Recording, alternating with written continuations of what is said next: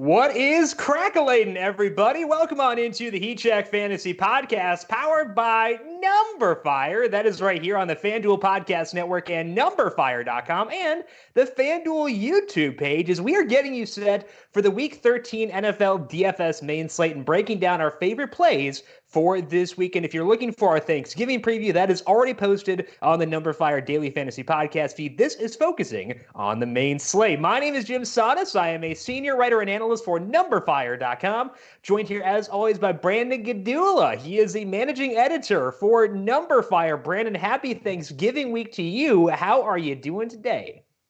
I'm doing pretty well. I mean, we already broke down the Thanksgiving slate. Now we got a full slate to break down. And so it's been, we did the recap podcast Monday. So it's 3 straight days of football pods. And then we'll get Thanksgiving slate Thursday, and then just enough time to get prepped up for the weekend. So it's a pretty full football week. Are you sick of talking to me yet? I got to that point at like week 2, 9:03. Yeah, on Monday, at least this week. Yeah, I don't. And then I think maybe it'll be better this week, but it never is. You always enter with high hopes, and then I'll talk up Jared Goff, and those hopes will come hurtling to the ground. And don't you worry. We'll get some Goff love on here again today. Do not fret. It is coming because they're facing the Cardinals. So it has to happen. I'm legally obligated to talk up my son whenever I possibly can. So gird your loins, guys. It's going to be awesome. We're going to break down the injuries for Week 13 in just 1 second. But a quick note about that. We're recording this Wednesday, and usually we record Thursday, which means we have no injury reports to work with here as far as practices go. So I would highly, highly encourage you to go to the player news site of your choosing. Obviously, I use Numberfire, but RotoWorld, all those places. Just make sure you are mashing that refresh button on Sunday morning, seeing what's transpired throughout the week. Because, Brandon, this is the week I think that people will put in the least amount of research because they just don't have time. And, that's understandable. We should be spending time with our families on Thanksgiving. So you're not going to have as much time to put in research. But I think that does, at least for me, it makes me put additional weight on later breaking news because there's less time to digest and react to that news. Yeah, I mean, if you're not traveling on Sunday to or from any particular place, you can definitely get a leg up with the news. And I mean, this week there are some pretty significant injuries that could really change the slate. Not maybe change the whole slate, but change 2-3 really important teams. So definitely if you can be around. It's going to be a big advantage. Absolutely. As mentioned, if you're looking for the Thanksgiving preview, just search for the Numberfire Daily Fantasy Podcast feed. You can find it there. We broke down all 3 games, our favorite plays. Brandon and I are both higher on one game than consensus, and I think lower on one game than consensus too. So make sure you check that out and get set for the Thanksgiving preview. But let's dive in now to the injuries for the Week 13 main slate. And not an injury, but Brandon, Andy Dalton back from the dead. The Bengals have decided to go with Andy Dalton as their starting quarterback, shifting Ryan Finley back to the bench. And of course, we're going to talk Andy Dalton in the trends discussion. The other team making a quarterback change this week is the Pittsburgh Steelers. They will start Devlin Hodges over Mason Rudolph. Hodges is at home. He's facing the Browns. We could have a situation where Juju Smith-Schuster and James Conner are both out again. So any interest in Hodges or the Steelers in this matchup? Probably not. I mean, maybe James Washington. I mean, James Washington is 6,200. I don't like that price relative to the rest of the slate. Deontay Johnson has a little bit of punt appeal at 5,300, but I don't think I'm gonna get to Benny Snell either at 61. So probably nothing. Yeah, Marquise Pouncey is still suspended for this game. Larry Ogunjobi is back for the Steelers, so I think this game on both sides for the Browns and the Steelers is a stay away from me. The Steelers defense is awesome. It's a repeat matchup from literally 2 weeks ago. It's just not an appealing game on a pretty full slate. Despite having the 3 Thanksgiving games, it's still a pretty big slate. So I'm probably just not going to touch that game. The Chiefs are in flux because we're recording Wednesday, so we still don't know what the status of Tyreek Hill and Damian Williams will be. We'll talk about those guys in the trends section. The Colts will definitely be without Marlon Mack due to his hand injury. T.Y. Hilton said Tuesday he was not sure if he'd be able to play.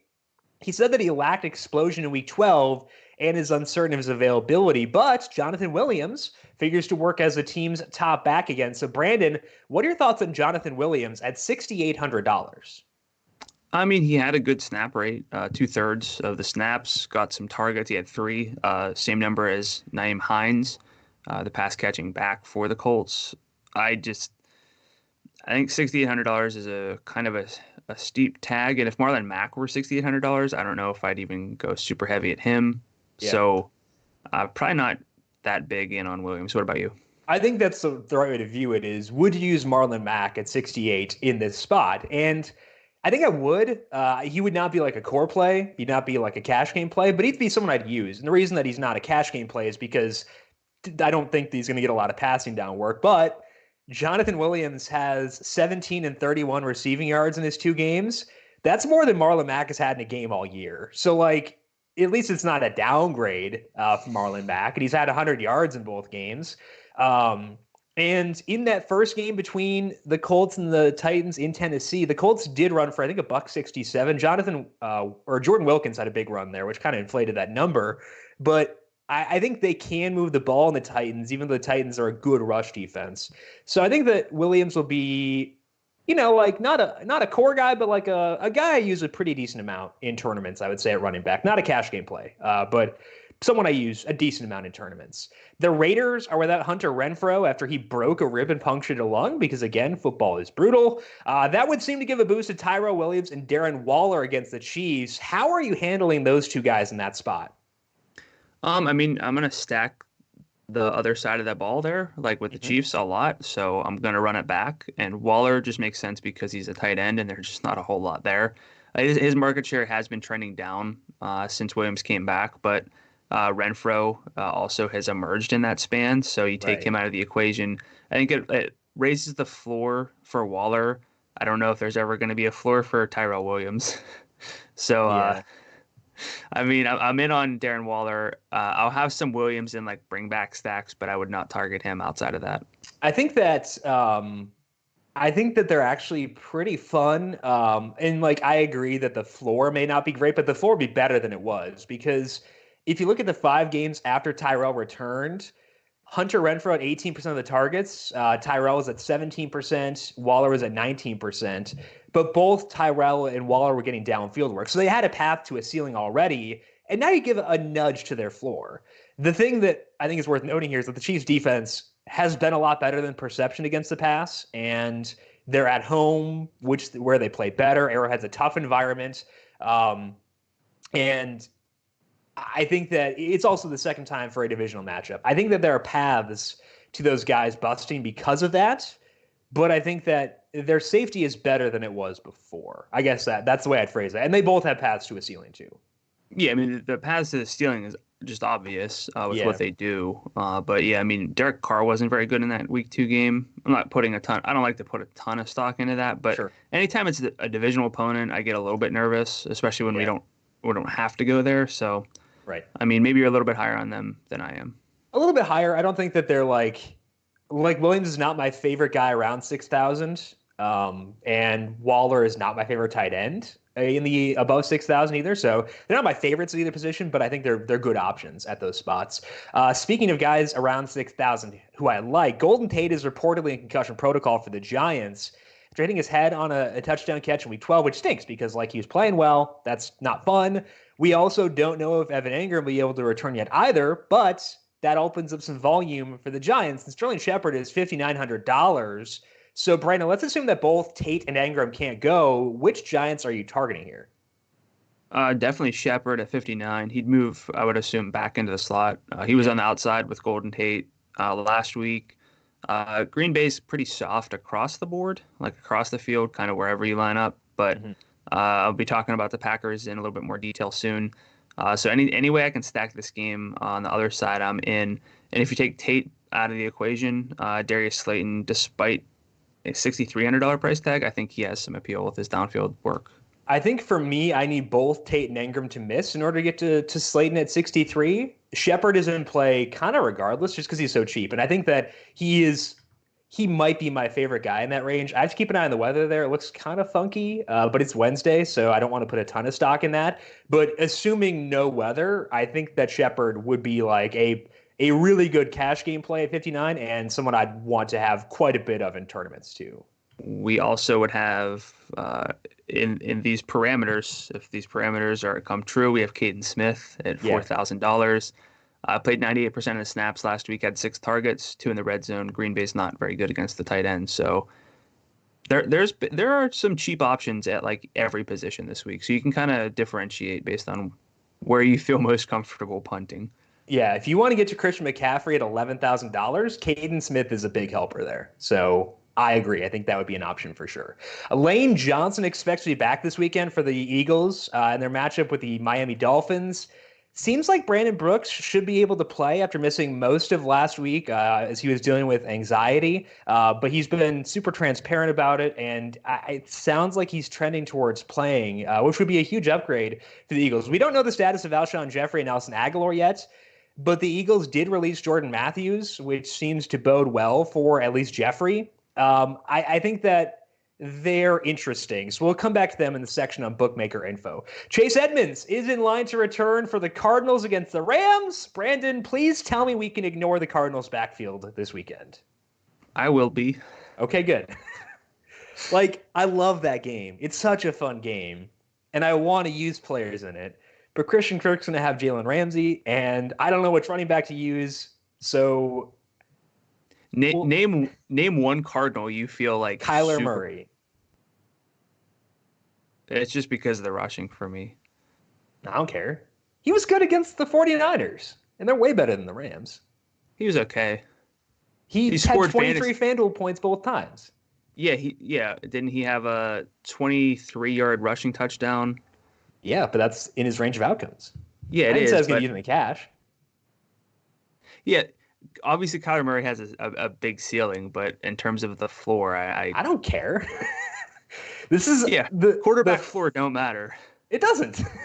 It matters to an extent in tournaments, but I just want ceiling. And Kyler Murray has a very easy path to his ceiling. He's $7,700. He's in my player picks. It's mostly because I love this game. It's nothing to do with the matchup, nothing to do with individual player on player matchups. I just like this game, and I want Kyler Murray. Yeah. Okay. I'm not going to fight you on it. I just don't think he's safe. It's impossible to stack him too. So there are 2 negatives. Not a great floor. He's impossible to stack. There are 2 negatives. But that's where I'm coming from. But we'll talk about this game more, I'm sure. But Cardinals coming off a bye. Rams just played Monday. You have that angle.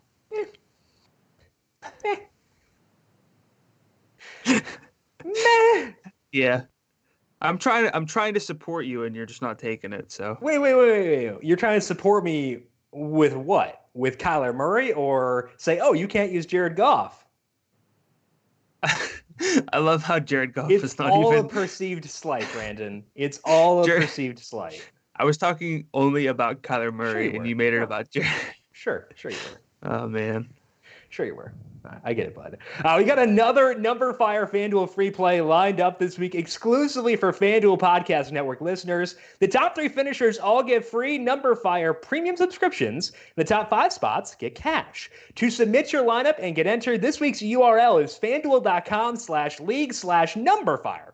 That is FanDuel.com/league/numberfire to enter and get your shot at free Number Fire premium and cash. FanDuel.com/league/numberfire. Let's move now to the trends discussion for the Week 13 main slate, starting off with, I think, the best football game on the slate. That is the 49ers versus the Ravens, but the one I have the worst feel for. So, Brandon, talk us through this game. Your trend is looking at the 49ers with George Kittle and Emmanuel Sanders healthy.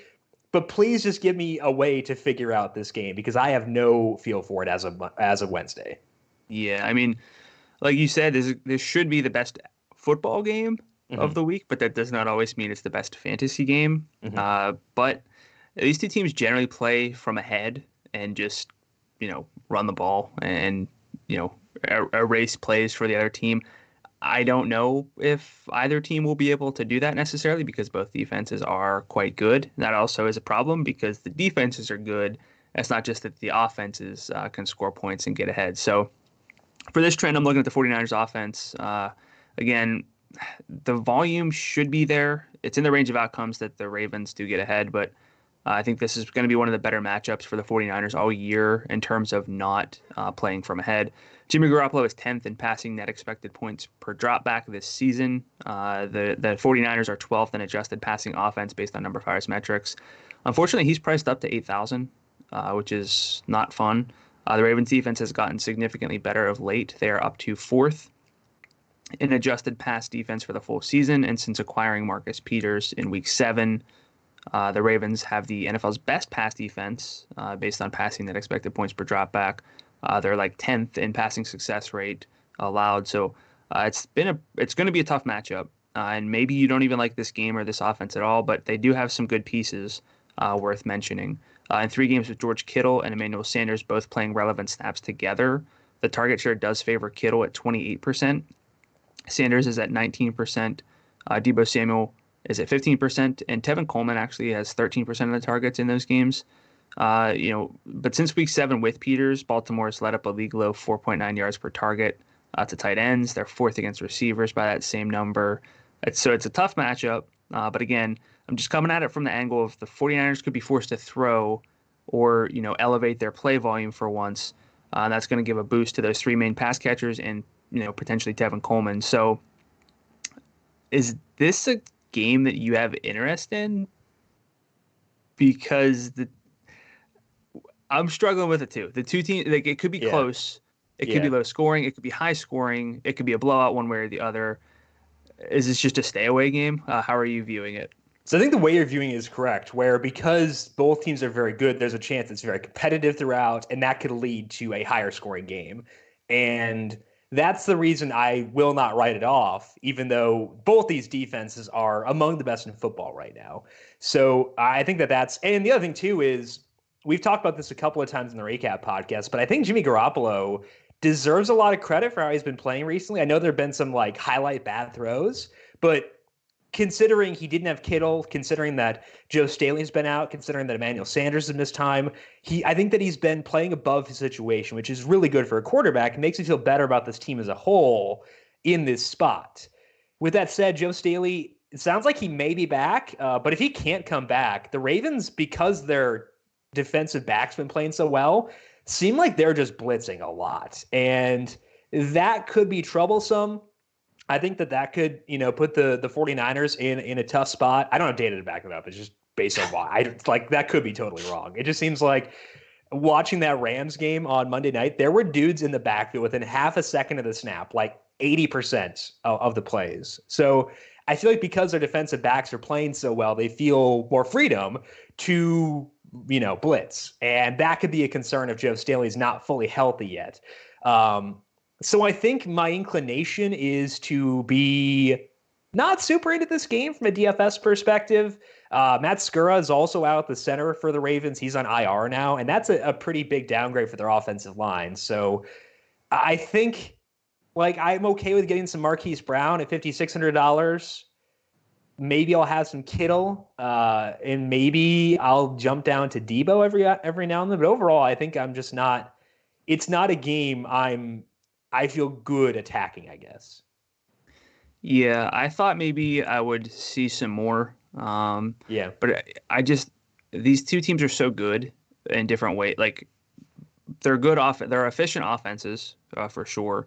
Their defenses are very good. So again, I don't know what the right way to play it is. I'm probably going to be just underweight, but then we haven't really even talked about what we're doing with Lamar Jackson at $8,700. Will he pay off his price tag? Probably somehow, because he's amazing, but this is not a good matchup. We did see him come through against the Patriots, who actually rate out even better, but I still don't feel very good about it, even though it could be the best game of the week. Right. I think that Patriots game means that, according to OddsFire, 97% of the money is on the over. Wow. Okay. I don't think that's wrong. It's just a shocking number. And that total has already risen a point from the open. So it seems like the public thinks this game it has potentially shoot out, which is interesting, and I think it's not incorrect. Again, like I know why this game could shoot out, Right. but it's frustrating. It's like I don't puzzling. know. What are your thoughts on Lamar? I mean, if you can get there, it's not like he's priced at like 9,500 or anything absurd like Right. that. It's just I like Mahomes in a much easier spot. A little bit. So I mean, I've actually been paying up for a quarter, like one of these stud quarterbacks in a lot of cash games. It's kind of been easy to do this year. Lamar is very enticing, but I think I might prefer Mahomes this week. I do too. Straight up. And give me $100 discount. Sure, I'll take it. And it's not to say I dislike Lamar. And I think we're at the point in the year where you need to have, if you're putting in a lot of tournament lineups, you need to have Lamar in your player pool. Like you need to. Yeah. And I don't think that's true for like any other, maybe McCaffrey, I guess. But like it's very rare for a quarterback to get to that situation. He's proven himself against tough defenses. It's not just a thing because he's faced the Bengals in the Cardinals. Like he's good.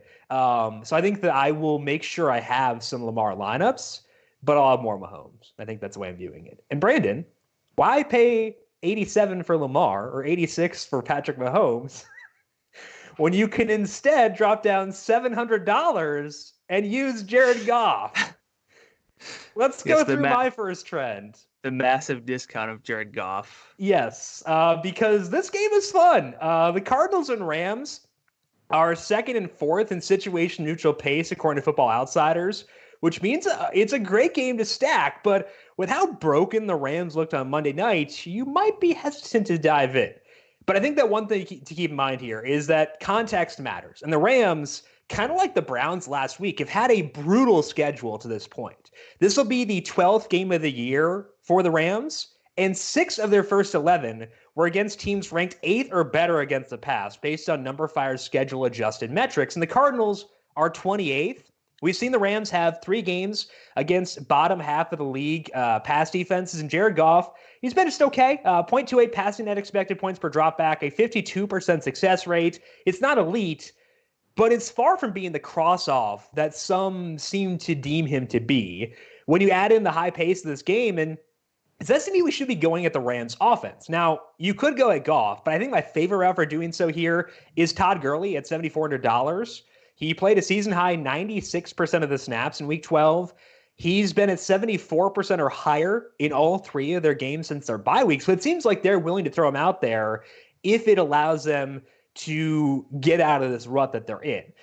Gurley's target share is still not great in that time. He's had 4, 3, and 3 targets, so it's not like all of his old issues are dried up. But at $7,400, I am okay with it. As far as the pass catchers go, we've got 7 games in which all 3 of Cooper Kupp, Robert Woods, and Brandon Cooks have been fully healthy. And in that sample, Kupp has 26% of the targets. He has 27% of the red zone targets. Cooks leads with 36% of the deep targets. Woods does have 22% of the overall targets and 22% of the deep targets. He's kind of like a blend between Kupp and Cooks, which makes sense. His price is between them too, but he does have a path to upside too. The problem I have with Woods is that he ran the fewest routes in the slot in Week 12, meaning that he would be at most risk of facing Patrick Peterson, and he doesn't get as many red zone looks or as many deep looks. So I think that that's going to make me easily put Woods third on my list. Kupp is at the top. He is $7,800. It is expensive, but nobody's going to use him because he has 88 total yards. He has more drop passes turned into interceptions and more fumbles than he has touchdowns since their bye. Yes, that second interception was his fault. Just going to throw that out there. But I'll still use him despite my spite. Then we have Brandon Cooks at $6,700. I think that Cooks makes a lot of sense too. I will have tournament shares of Jared Goff at $7,900 because nobody will use him there. He will not be my favorite tournament quarterback, but he has a path to a big game given the pace of this one. It is indoors too, and there could be a lot of wind on this slate. So, Brandon, am I dumb to be so into the Rams? What are your thoughts on them here overall against Cardinals? I mean, it's a great matchup. and the Rams are a capable offense at times. So you're not insane to like them. You mentioned Jared Goff's efficiency splits against bottom half pass defenses. In those 3 games, he had 2 passing touchdowns in each, 517 yards in one, 268 and 372 in the other. I mean, his schedule's been very bad. It's been very tough. He has come through in good spots. We're not getting a huge discount here, which is unfortunate. He's not like even 75 or 74 or anything like that. Yeah. So I'm with you. I'll have some Jared Goff because everyone hates him now. But I might put Brandon Cooks number 1 just because of the price. Okay. Kupp is really hard to get to, and I love Davante Adams and I love Mike Evans this week, and I would prioritize those 2 over Kupp. But I mean, I have no issues with Kupp. I have no issues with Brandon Cooks. Woods, I wouldn't really touch a lot of. And then Gerald Everett, he's really fallen off, so you don't really have him to go to. There was that sack where Goff fumbled on Monday night, and they had Everett trying to block. I think it was Matthew Judon who got the sack, and Everett's knee like inverted, like it looked like a V, which is bad usually. And no one talked about it because like they were so distracted by the fact that like Goff got destroyed in 2.1 seconds. But like Everett's knee inverted. He's listed as day to day. I don't know how he's not like done. I don't think he's going to play. I've seen Tyler Higbee getting some talk on Twitter. He's $5,500. I think that the discussion of him is because he is cheaper on other sites. He is not cheap on FanDuel. I'm not going to touch him. I think that you're putting Cooks first is justifiable. I'm not opposed to that. I would put Gurley first. I know you weren't including in that discussion, but I put Gurley first because if Sean McVay loses faith in Jared Goff, that matters. And he hasn't shown a lot of faith in him recently. I think that's because their offensive line is mismatched with those other teams. They're not as mismatched here. But I think that Gurley is the guy who is most in play no matter what. So Gurley is number 1 for me. And if I have one tournament lineup, I think Gurley is in that discussion at running back. I don't know if he's in there because I like Saquon Barkley and I like Le'Veon Bell in that exact same range. It's a really good tier. But Gurley would be in that discussion for me. Yeah, it's really hard for me to differentiate between those like $7,000 running backs this week, but Gurley's definitely in the conversation. So absolutely. I'm with you. Yeah, let's move on to your second trend. I got to talk about Jared Goff. So you could talk about Chris Conley. Like that's the trade-off here. But it's justifiable. I like Chris Conley. So talk me through this Jaguars offense as they're facing the Tampa Bay Bucks, a matchup we love to target passing games this week. Yeah, I mean, I'm looking at this offense with Nick Foles back. He's posted fine, basically league average passing efficiency through his 2 games against 2 average pass defenses. Now we get to the Bucks. You can't run on the Bucks, so the passing volume should be there unless they run Leonard Fournette into a wall. But with his pass game usage, they don't have to do that. So this is looking like a spot where the Jaguars could have a lot of passing production this week. Again, Foles has been just fine since he returned, but he's been on the road for both of his games since returning. This is at home. The Buccaneers' pass defense is 19th on the full season. It's about where they've been since their bye. They're 19th in adjusted pressure rate as well. So basically another average matchup, but this one is at home. And then Foles, his target distribution is tight enough for us to feel confident stacking him. DJ Chark has a 23% target share. Leonard Fournette's actually second, 21% in these 2 games. Chris Conley's at 19%, and D.D. Westbrook is at 17%. Conley actually has more deep targets than Chark, 7 to 6 in that sample, and each ranked top 15 in high leverage targets per game. So if you combine downfield targets and red zone targets, both are getting a lot of good looks. Again, it's 2 games, but it is a significant shift now that they have Nick Foles back. Tampa Bay is 20th against the deep pass, so I really think that Chark and to a lesser degree for Conley at $6,000 for tournament stacks. And then we have Leonard Fournette too. His elite target share ranks him third. It would be third on the full season. It's a terrible rushing matchup, so maybe people will stay away because this team has shut down Christian McCaffrey, but he has 7, 6, 7, and 12 targets over the past 4 games. I know you were on Foles last week, but he's at $7,500 this week. He's at home. This could be a shootout spot against the Bucks. I love Chark. I always love Chris Conley, and I'm actually going to play some Chris Conley this week.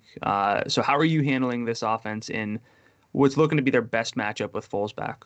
Yeah, I think Foles is a good play at 75 because, again, like I'm really desperate to find value, and Foles provides that without really sacrificing ceiling because, like, dude's chucking it deep, and, like, I love it. And we know where the deep balls are going, and that's to Chris Conley and DJ Chark. So I think that both those guys are options. If I am prioritizing safety, I want Chark at 69.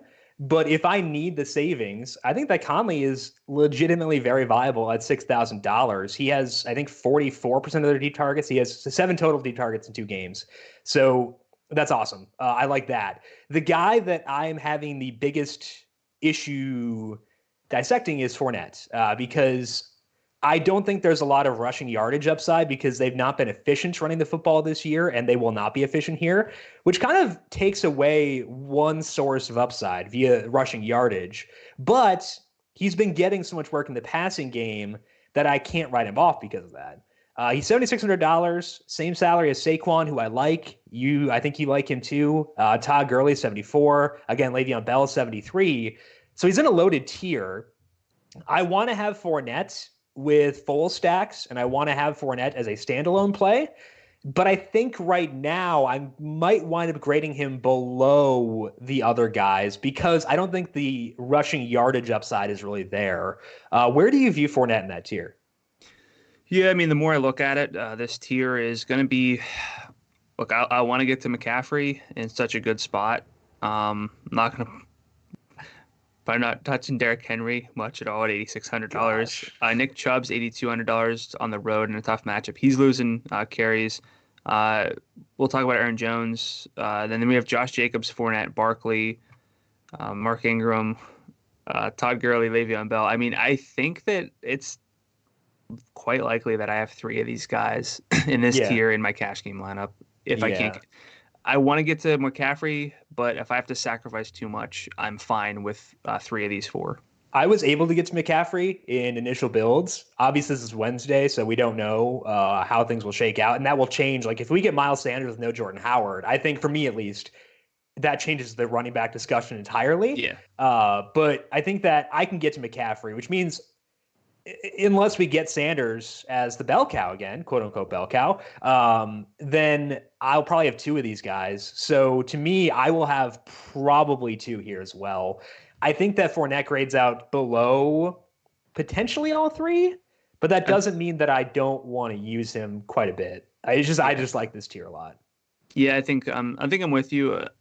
The receiving work's been there. I know it's a half PPR site, but the yardage racks up. Yeah. It's easier to kind of. The average receiving output for running backs in perfect lineups this year is 45 yards. It's like 4.8 receptions for 45 yards. Like, if you're not getting receiving, your path to the perfect lineup is not, it's a little hazy. So how many catches was that? 4.8 receptions for 45 yards, I believe. So it's like a rushing touchdown. Yeah, exactly. Give or take. Yeah. So. Yeah, exactly. Let's move on to the Chiefs because we get them on the main slate for the 3rd time in the past 8 weeks, which is deranged. And that's exciting. The problem is we're recording this Wednesday, so we don't know if Tyreek Hill and Damian Williams will play. I think that if Damian plays, he would be an interesting tournament option. If he doesn't, then I'm probably going to avoid Darrell Williams and LaShawn McCoy this week. Between Williams getting hurt last week and LaShawn McCoy being checked for a concussion, McCoy had, I think, 5 carries and 6 targets. Williams had 7 carries and 1 target. It'd probably be a committee. So if Damian plays, I'll have some shares of him. If he doesn't, I'm probably just going to avoid the running backs. But it seems like Tyreek Hill is going to play. So let's look at this team with him under that assumption. And there's been only 1 game this year in which all 3 of Mahomes, Hill, and Watkins have been healthy for a full game, which is wild. It's week freaking 13. But in that 1 game, it was week 10 against the Titans, Tyreek dominated the targets. He had 19 total targets. 8 of those were at least 16 yards downfield. 2 were in the red zone. My goodness. He is the most expensive receiver on the main slate at $8,300, but I would still be tempted to have a ton of him in tournaments if he's able to go. The Raiders ranked 29th against the pass. So even though he's the most expensive, even though we don't go for expensive receivers that often, Give me that. Watkins was second on the team with 9 targets. Travis Kelce had 7. Watkins, though, hasn't had more than 64 receiving yards since week 1. Kelce has topped that number 6 times since then, and he was within 2 yards 2 other times. So I think that Kelce would be one of the top tight end plays in the slate at $7,100 with or without Hill. He would be more attractive to me if Hill were to play because I want that increased offensive efficiency and increasing the touchdown juice. As Watkins showed in week 1, he can blow up. So I'm going to use him, but I would rank him below Kelce.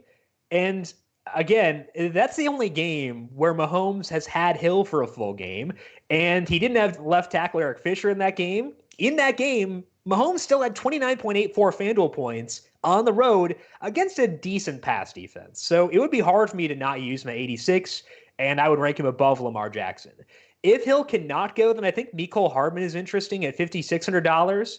He outsnapped DeMarcus Robinson in week 11 with Tyreek Hill getting hurt, and they scheme him some fun touches. So I'd be behind that. But Watkins and Kelce would be the top option still. So overall, I love this team, Brandon. I think that Mahomes, Hill, and Kelce, even considering their salaries, are among the top plays at their respective positions. And Watkins still has blow-up potential. So what do you think of the Chiefs in this spot?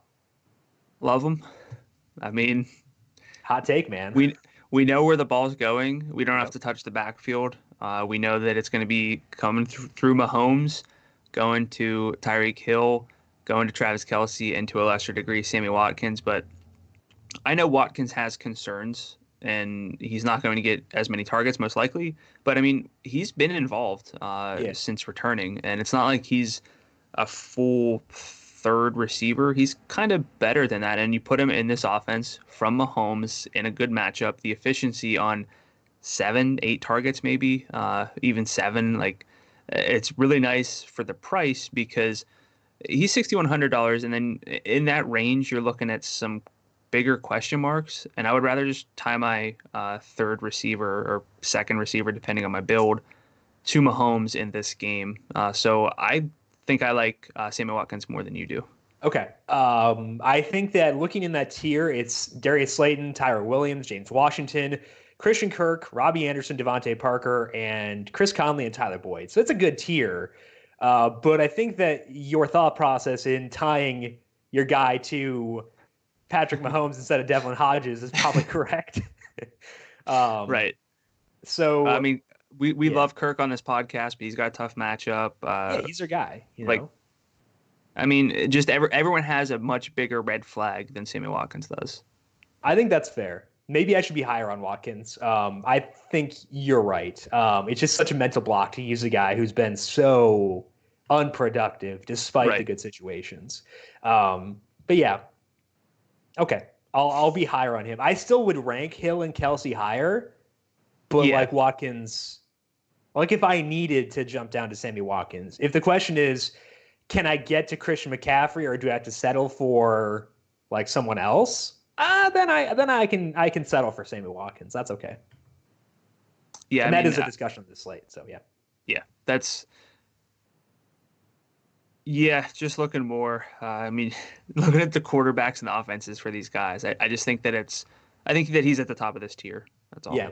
Okay. I think that's fair. I think I'm higher now than I was before. So thank you for doing that. Let's move now to your third victory. Let's move now to your third trend. Talk about the Green Bay Packers because coming off a brutal game last week, and part of that brutal game was because they lost their right tackle, Brian Bulaga, during the game. And we saw the downsides of that, but the Giants ate the 49ers. So talk me through this game, Brandon, and what you see with the Packers facing the Giants with Brian Bulaga very likely out. Yeah, I love the Packers, but I hate them. They're always, they seem more enticing to me than they end up being, but you know, they're never like as bankable as some other high ceiling offenses, and they're going to be without right tackle Brian Bulaga for at least this week, based on everything that makes any sense from the reports.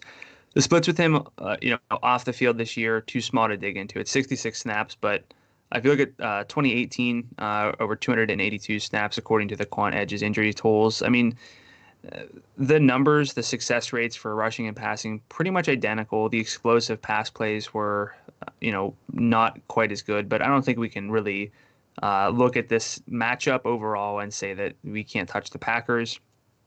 Last week, of course, Aaron Rodgers got stifled, just stymied, just stalwarted by the 49ers defense. But he's still, even with that game, he's tripled up the NFL average in passing net expected points per dropback on the season. The Giants, 26th in adjusted pass defense, 19th in adjusted pressure rate. It's not really a matchup that I'm worried about. I'm very much into this offense, given their 26-point implied team total. And then that leads me to, who do you play? Rodgers at $8,100 he's fine, but we know that Mahomes and Lamar Jackson have very crazy ceilings for not that much more, but we know where he's going to throw the ball, and it's Davante Adams, who is $8,000. He is just beasted out since returning 3 games ago with a 34% target share, 44% of the air yards. Nobody else on the team is above a 15% target share, and that's actually Jamal Williams, running back. Allen Lazard is third at 12%. So if we're getting into the Packers offense, it's Rodgers and it's Adams, and I don't hate that ease, when it comes to stacking. Guessing at stacks is not that fun. We have to do it a lot for a lot of teams. We don't have to do that right now for Davante Adams and Aaron Rodgers. And one of my banes, Aaron Jones, $8,000. That's pretty pricey, especially with those 4 guys in the 7,000 range who we both like. But there are rumblings to get him more involved for, I think, about the millionth time in his short career. But he's already had 31% of the team's carries and targets over the past 5 games. That's 7th among all running backs on the main slate. Jamal Williams, by comparison, is at 18%. The Giants do have a good rush defense. They're 5th in rushing success rate allowed. So it's a bit concerning from like an individual matchup standpoint, but should be positive script. They want to get him more involved. He's already pretty involved. We know that he has immense upside with the touchdown potential that he has. So what's your vibe on the Packers offense in this matchup? And I guess we already talked about the Giants a little bit, but any game stacks here? Yeah, gonna run it back with Sterling Shepard for sure. Definitely okay with that. And some Saquon Barkley too. I think that they're both really good plays. As far as Brian Bulaga goes, he missed 2 total games last year, and he missed parts of 3 others due to injuries. And the main one that he missed that I think is interesting is the game against the Atlanta Falcons, because he missed a game against the Bears, and like Khalil Mack against the backup tackle is not going to go well. But the game against the Falcons, Aaron Rodgers' efficiency in that game was not great, but they were also up 34-3 at the end of the 3rd quarter. So like it didn't really matter. So I think we can still go here. I was not really into Jones until I read Matt LaFleur saying that he wanted to get him more involved, because I think that LaFleur is someone who I now trust, because when he said earlier in the year that they wanted to limit Aaron Jones's touches, they did that. Like, he followed through on that. Now he's saying, and he said in the preseason he wanted to get the running backs more involved in the passing game. He did that.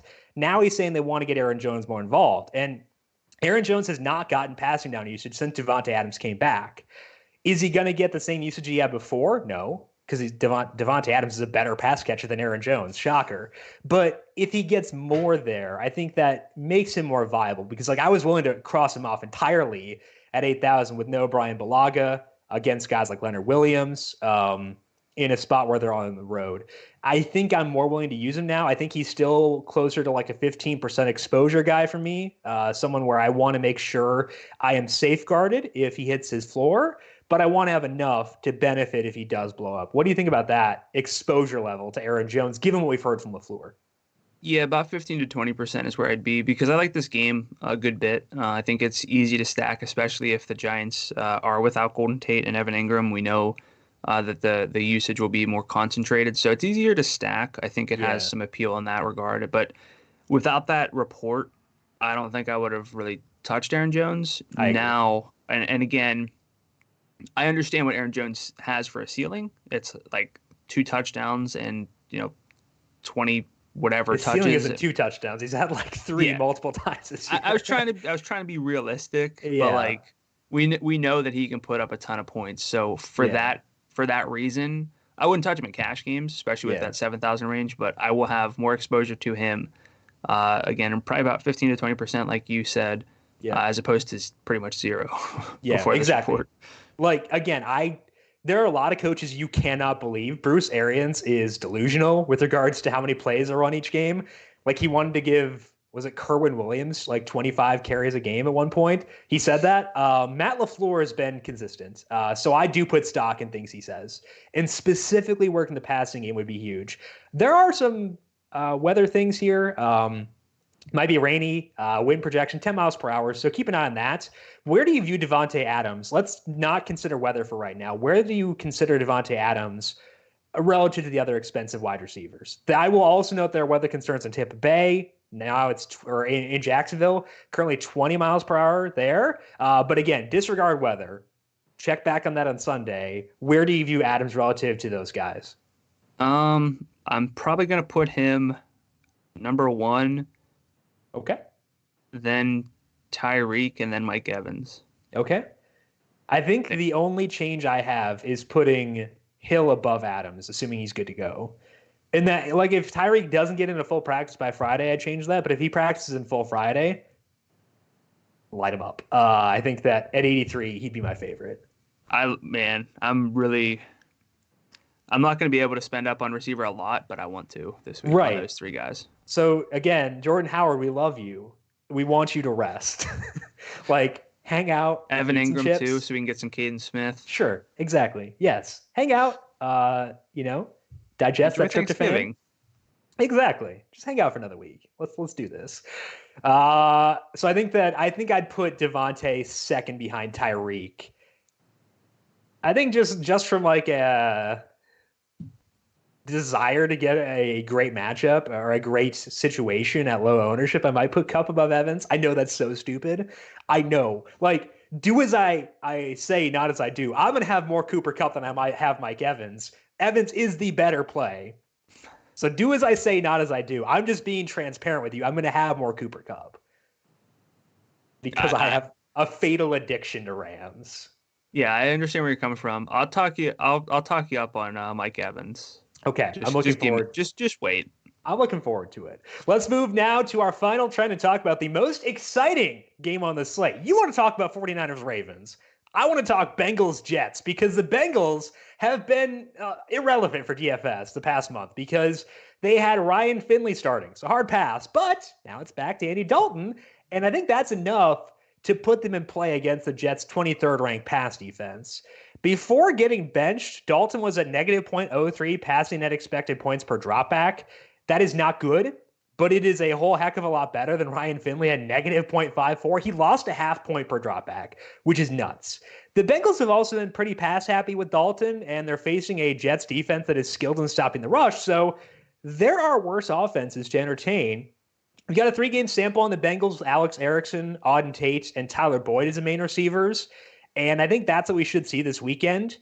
And that's with Dalton starting. In those 3 games, Tate leads the team in target share at 24%. He also has 40% of the deep targets and 35% of the red zone targets. And Tate had at least 65 receiving yards in all 3 of those games.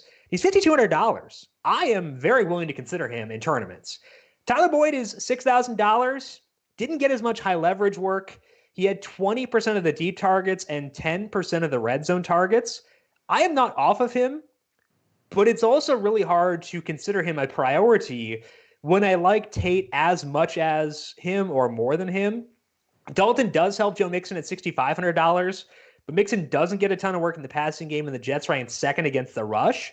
So it's like Leonard Fournette if Leonard Fournette didn't get any passing down work. It's kind of hard for me to get there. So I think Tate is my top guy here, and I'm willing to use him at 52 because, again, I want Christian McCaffrey. Tate helps me get there.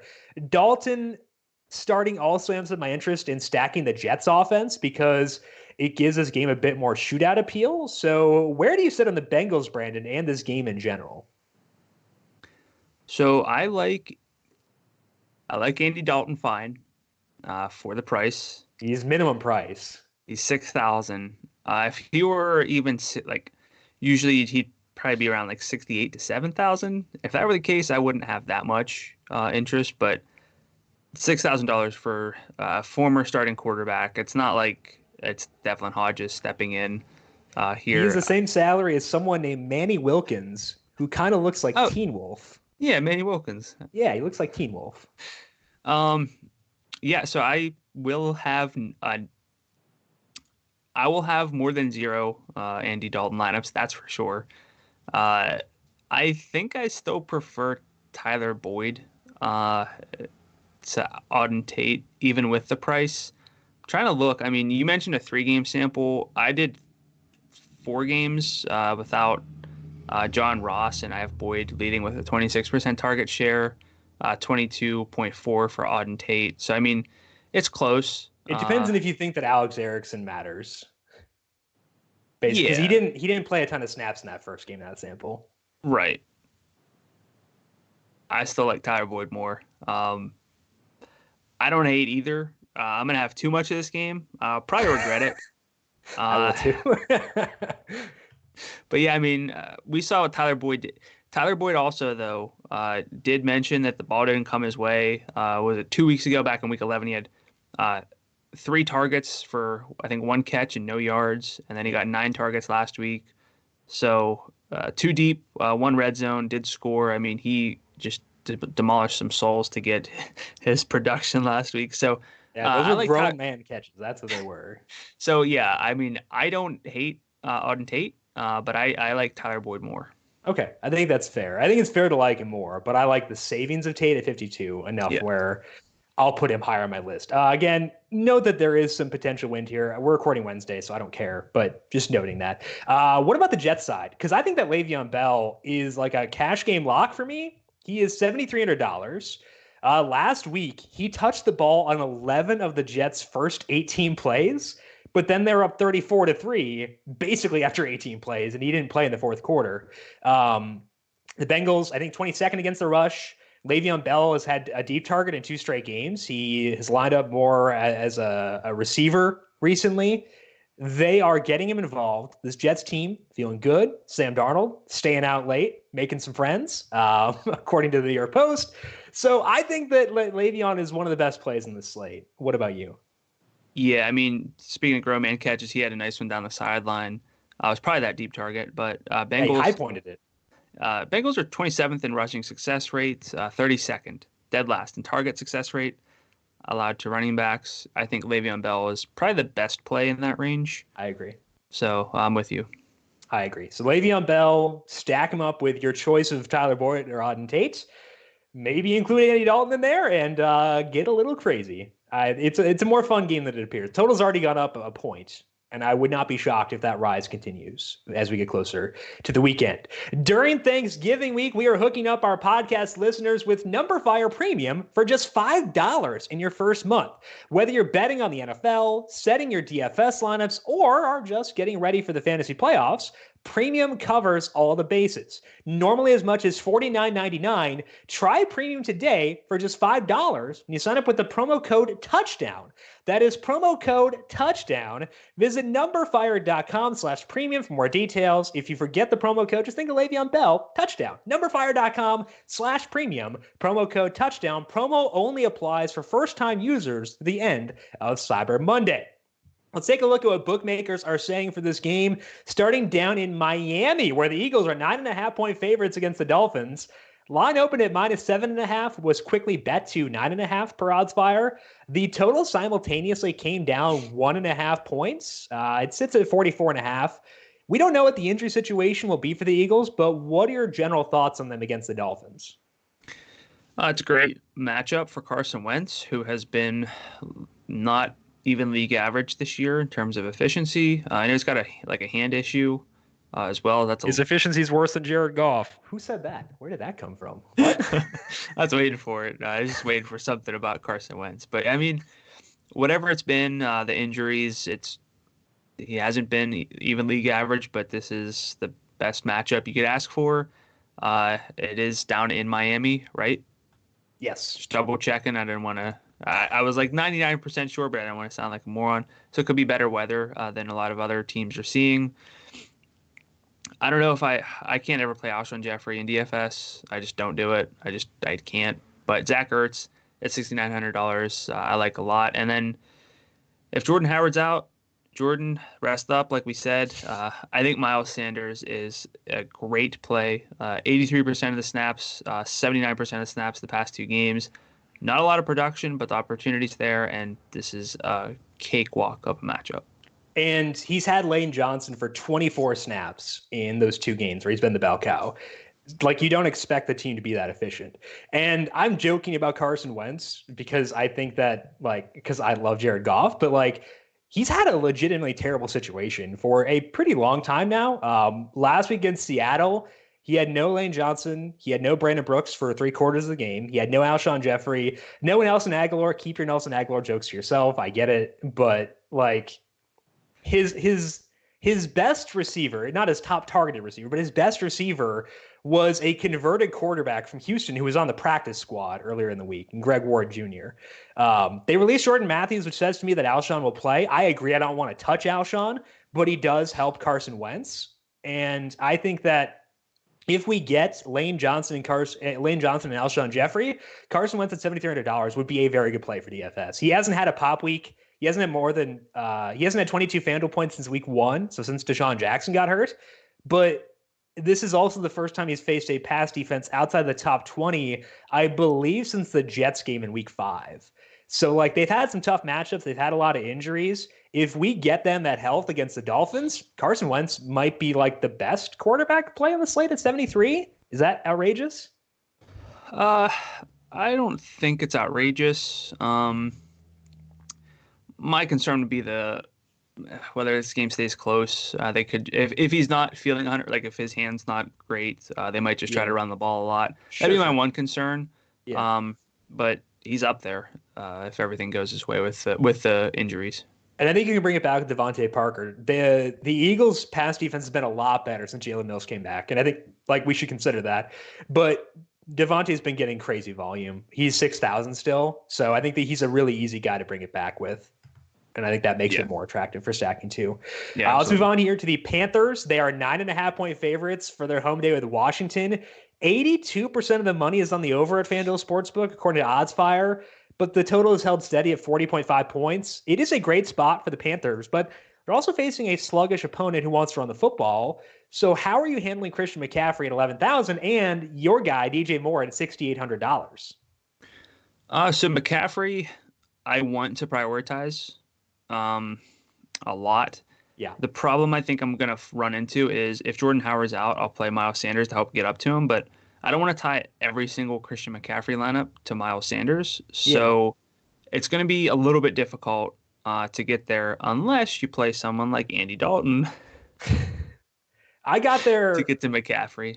I got there with the Wentz lineup.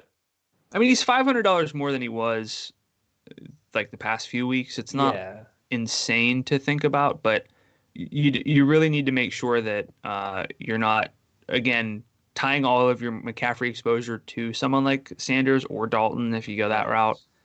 So keep that in mind. But like you can save with Auden Tate, some other guys. So I want to prioritize McCaffrey. I think I'm going to try to force him in cash games and go from there. But for DJ Moore, I mean, his usage has been so good. He's got 30% of the targets since their bye. He's third in air yards per game in the NFL in that sample. So, I mean, you can't really go wrong with DJ Moore. And I don't think he's priced up enough at $6,800 where he's a tournament-only play.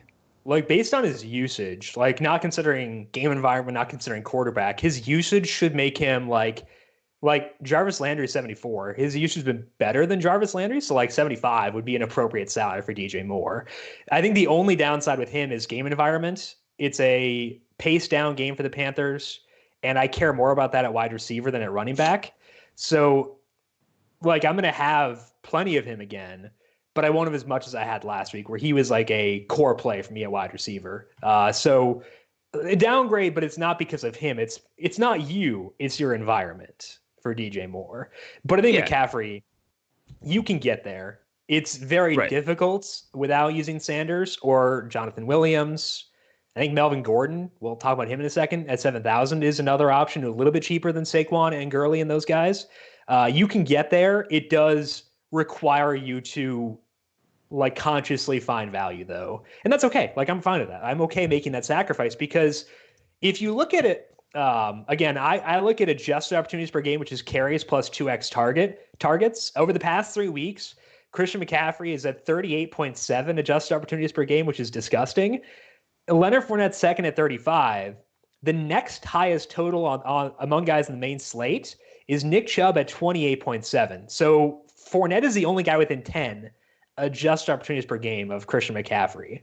And I don't even like Nick Chubb's situation that much. I don't like that game. Next up is Kenyon Drake. He may have a committee. Then it's Joe Mixon. He's Joe Mixon. Then it's Derrick Henry, who is 86.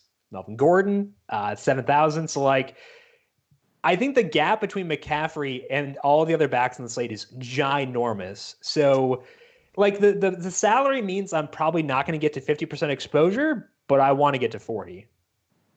Yeah, I think I'm with you. I mean, I prioritize him. I'm going to prioritize him despite the price. And one way you can help get there is in this same game if you run it back with my dude, Terry McLaurin at 58. He's got really good usage. Yeah. Go ahead. Really good usage. We talked about this on the Monday recap podcast, but the reason that I've not used Terry McLaurin is because game environment. And this is a pace down game for the Panthers, but it's a pace up game for Washington because the Panthers do operate at a decently fast clip. McLaurin is $5,800. I don't think I had like 10% McLaurin in that Jets game, and that was only begrudgingly. I will have more Terry McLaurin this week than I've had any week since the Dolphins game, I think. No, I didn't. I did have him in the Dolphins game. Yeah, since the Dolphins game. So I'm more into him now than I usually am, is how I'd put that. I mean, if you're stacking this game, you also have Kelvin Harmon. He's had 6 targets the past 2 games at $4,800, about 27% of the air yards. Again, if you're looking for that pace up spot and you're looking for ways to get to McCaffrey, I mean, for McCaffrey to pay off, you'd have to think that this game stays a little bit close for a while. Yeah. And if that's the case, it's going to be probably not through Darius Geis and Adrian Peterson, but through Terry McLaurin and potentially Kelvin Harmon for pretty much a punt price. That Dwayne Haskins accidentally hits him on a long ball this time. Well, let's go. There are a good number of fantasy relevant guys in this matchup between the Chargers and the Broncos. So let's talk about that one. Total there is 38.5. The Chargers are 2.5-point favorites after the spread opened at just 1. So some movement in favor of the Chargers. 79% of the bets are on the under, according to OddsFire, but only 32% of the money. So it's possible that the sharp money is on the over here. Brandon, Noah Fant, Cortland Sutton, Phillip Lindsey, Melvin Gordon, Keenan Allen, Hunter Henry, Mike Williams. There are a lot of fantasy relevant guys here, but the game environment is questionable. So what do you see with this game between the Broncos and the Chargers? Yeah, I mean, there's enough action, I think, betting wise, that I'm intrigued by this game. Like you said, for the reasons of there being pretty specific guys we can go to. I would put Hunter Henry at the top, I think, because he fills that tight end spot. He should not face Chris Harris, which is very much a help. Keenan Allen didn't actually get a lot of his targets against Chris Harris when they met earlier this year. Mike Williams eventually legally has to score a touchdown. It could be this week if Chris Harris does stick to Keenan Allen. He's only $5,700. He's one of my favorite receivers below 6,000. Phillip Lindsey's role has been getting better. So I have like 2, 4, 6. I have like 6 secondary plays here. Yeah. Guys, I can't really consider core plays.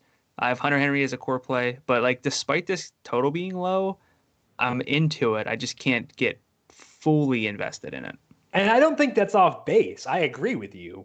You said Hunter Henry. I actually think I prefer Noah Fant in this game. And I've not really been on Noah Fant all that much. He's kind of like McLaurin, where like I just hate the environment so much that I haven't used him despite the usage. But he's $5,100. Again, I want to get to Christian McCaffrey this week. Noah Fant helps get me there.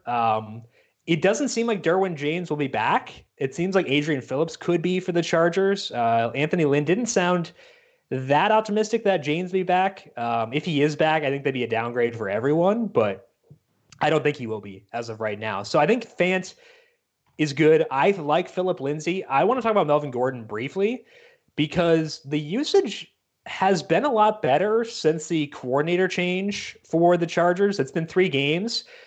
His carry totals are 20, 22, and 14.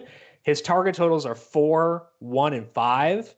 And he's looked a lot better. Like watching him run, he's looked a lot better. It makes sense. Like he didn't have a preseason. He came back, played 4 games, didn't look very good. And when the matchups got better, he got better. It's not a great match with Denver by any means, but I still think I could go there. I would probably rank Lindsey higher because he's cheaper, but I am interested in Gordon too. What about you?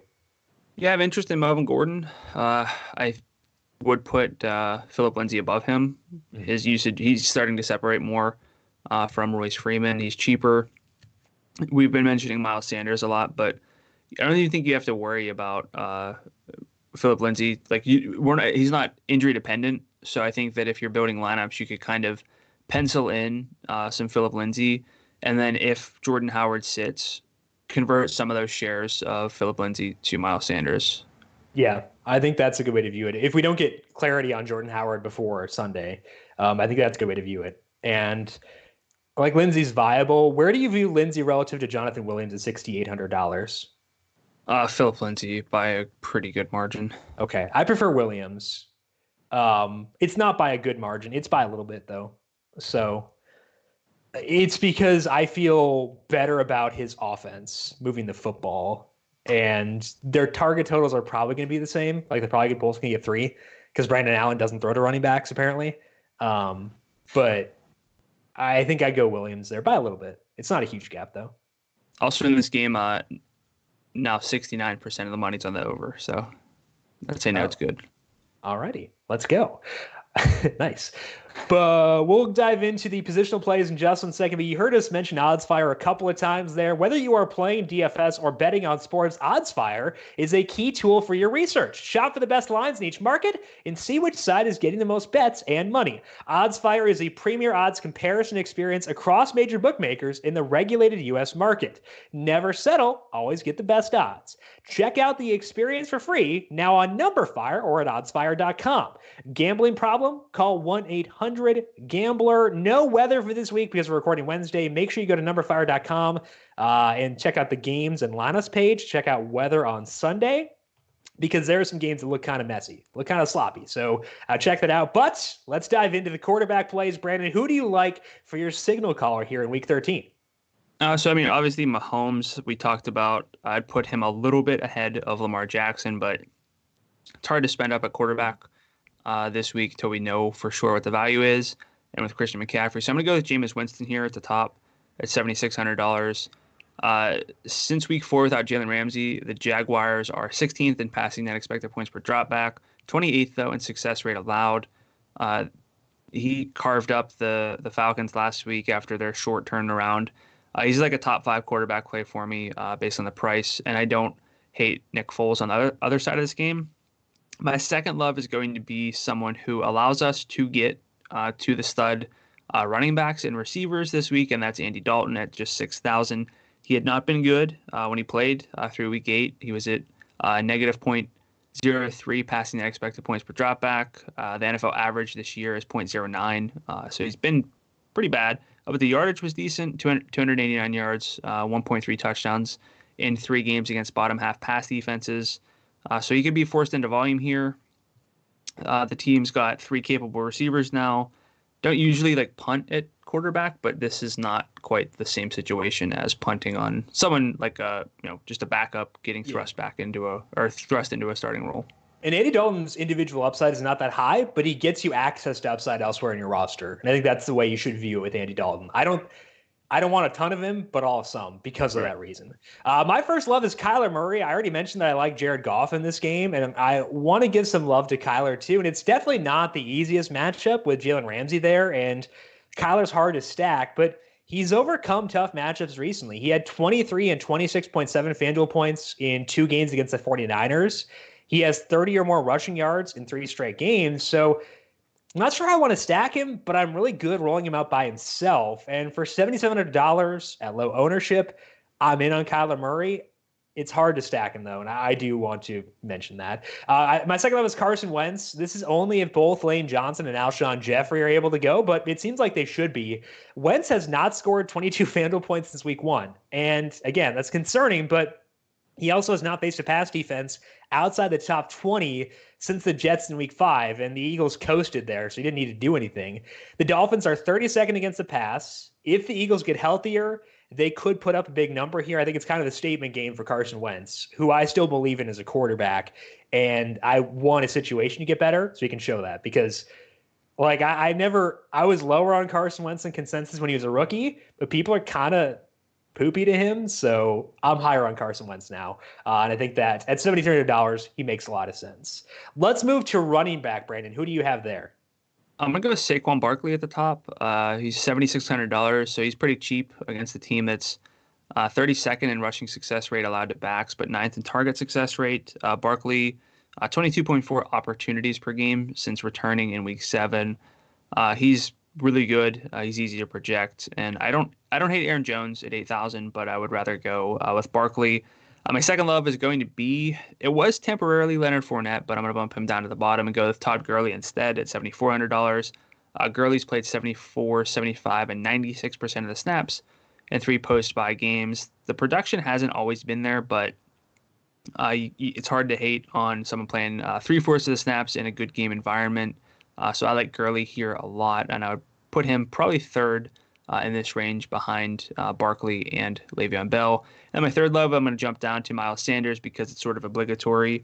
If Howard's out, Sanders at $5,800 is very, very enticing. He's played 83 and 79% of the snaps the past 2 games. Not a whole lot of production on 32 carries and 9 targets, but Elaine Johnson should be back. Very poor rush defense coming up, so I think it's going to be a really elite spot for Miles Sanders, who everyone seems to hate now. Yeah, a lack of production in the past does not mean you can't have production. Like, Sanders had double-digit points last week with no touchdowns. And, like, against the Dolphins, he's probably going to score a tutty, like, if there's no Jordan Howard. So I'm good with it. I think he's a really good play if Howard can't go. And again, Jordan, rest up, man.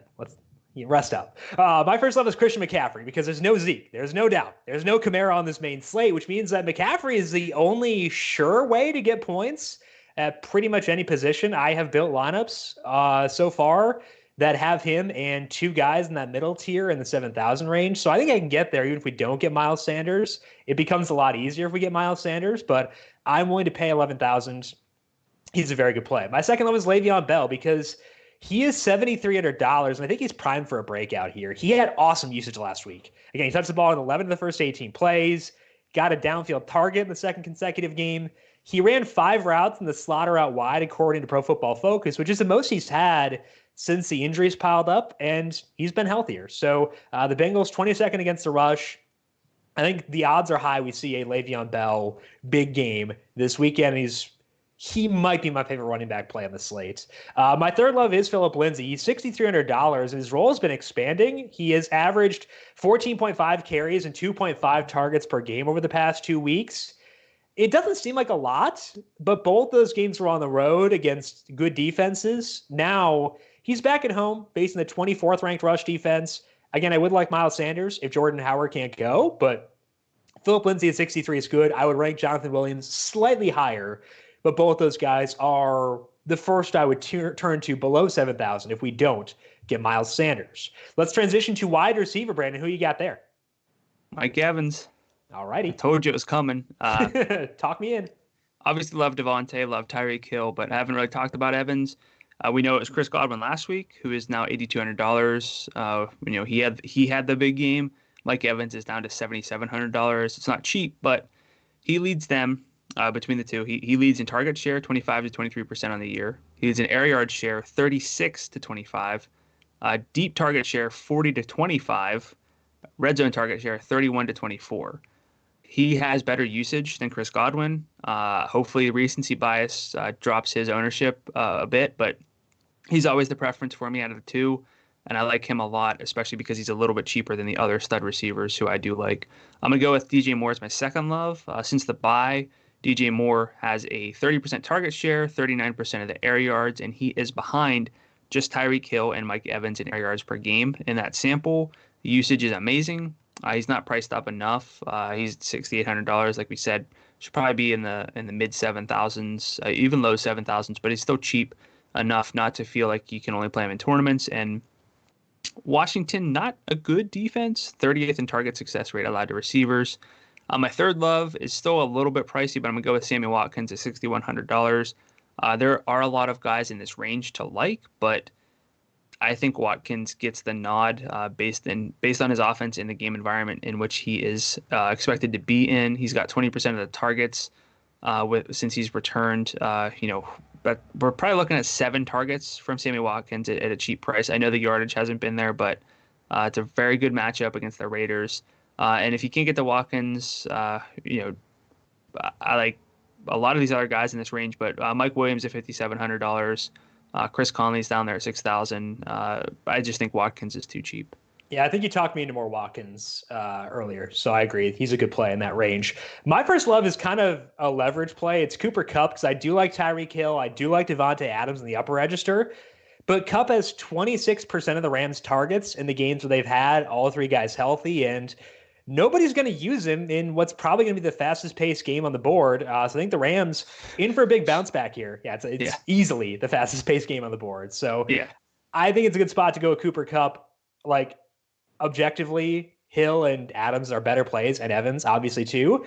But I think because no one's going to use Kupp, I want to make sure I do. My second love is Sterling Shepard because the Giants could be without Golden Tate and or Evan Engram.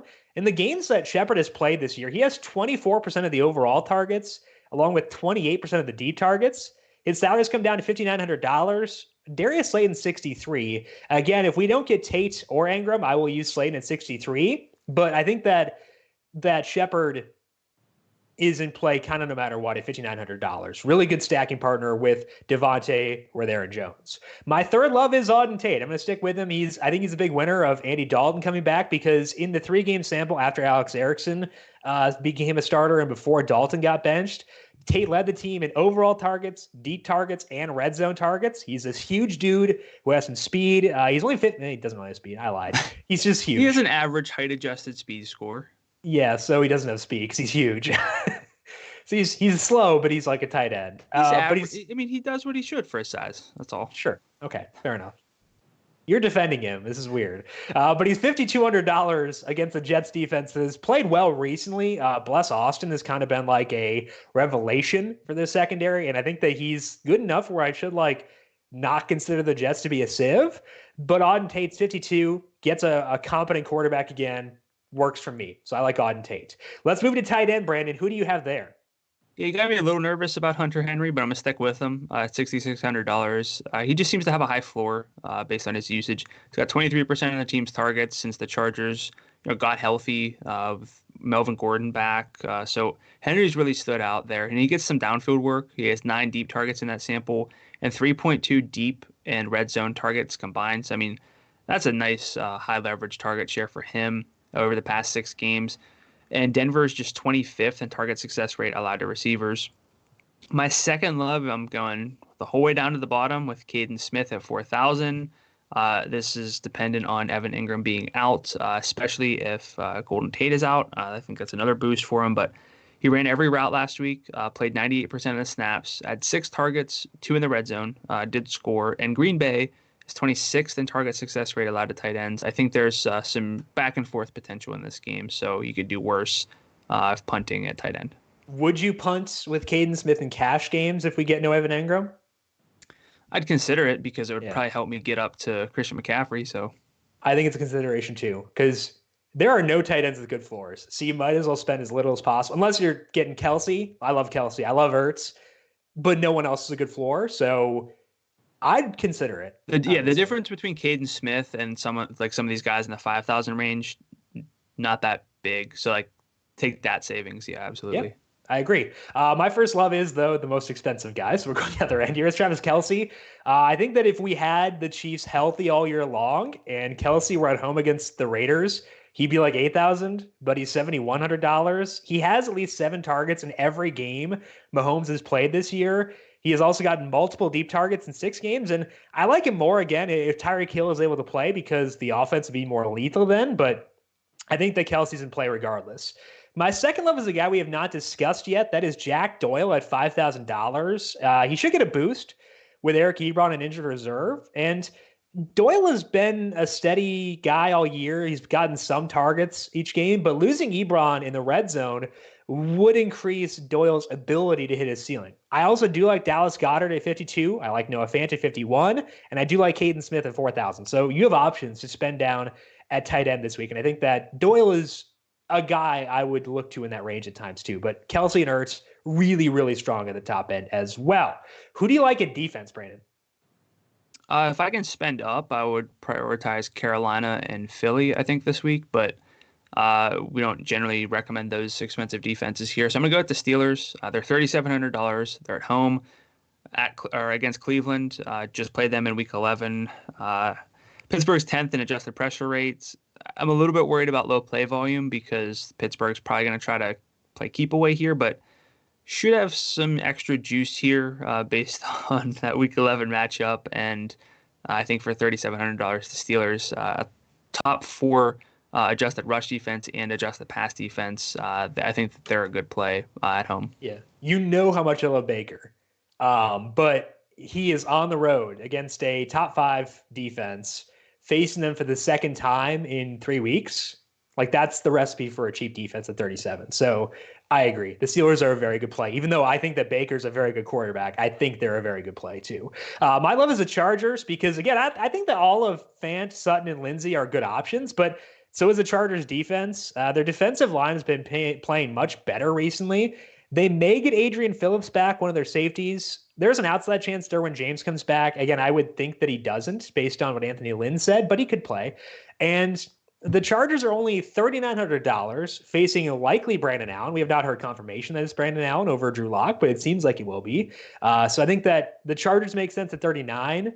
I like the Steelers. I like the Chiefs. I like the Jaguars. I like the Browns, and I like the Panthers. And they're all outside of the Panthers and the Browns, $4,400 or cheaper. So they're good, cheap defenses this week. I like the Eagles too. I think that you're right to mention them. But I think that there are good, cheap options at defense this week. So Brandon, like we said before, I think it's a key week to be up on news. Go to your favorite player news resource and make sure you like, again, don't worry about player news in the main slate on Thursday. Don't do that. It's stupid. But come back Sunday morning, check things out, round out your lineups, and make sure you're aware of things that have happened because news will dictate who does well on this slate, I think. Yeah, or at least play it big enough. It'll be important enough to know where the value is coming from to get up to McCaffrey and, for me, hopefully the stud receivers and the stud quarterbacks. So, yeah, I mean, we want to pay up for even the tight ends, like one Travis Kelce. So, yeah, to find the value, I think we're going to need some injury news. If we get a stars and scrubs slate where I can go Miles Sanders, Auden Tate, and Caden Smith, let's go. That'd be awesome. I really want that. So keep abreast of the news and make sure you know what's going on before you fill the lineups on Sunday. That is all we have for today. Thank you all for a busy week here on the Number Fire Daily Fantasy Podcast feed. We'll be back again next week with a Monday recap and our regular Thursday preview. To get those, make sure you subscribe to the Number Fire Daily Fantasy Podcast feed wherever you get your podcasts, iTunes, I guess Apple Podcasts, Spotify, Stitcher. You can find us all those places and on Apple Podcasts. Make sure you leave a rating and review as well. We appreciate it so much, those of you who have done so already, and preemptively, thank you to those who leave one in the future. Brandon, if people have questions for you on Twitter, where can they find you there? I'm at Gadula13, GDULA13. And I am at Jim Sannes, JIMSANNES. You can also follow the FanDuel Podcast Network at FanDuel Podcast. Big thank you to Calvin Theobald for doing a lot of stuff this week. Cal, on for like 15 different podcasts in the past 3 days. Appreciate you, Cal, as always. And thank you to everyone for tuning in. Happy Thanksgiving to you and your families. Good luck on the Thanksgiving slate. Good luck on the main slate as well. Have a great weekend. We'll talk to you again next week. This has been the Heat Check Fantasy Podcast powered by Number Fire.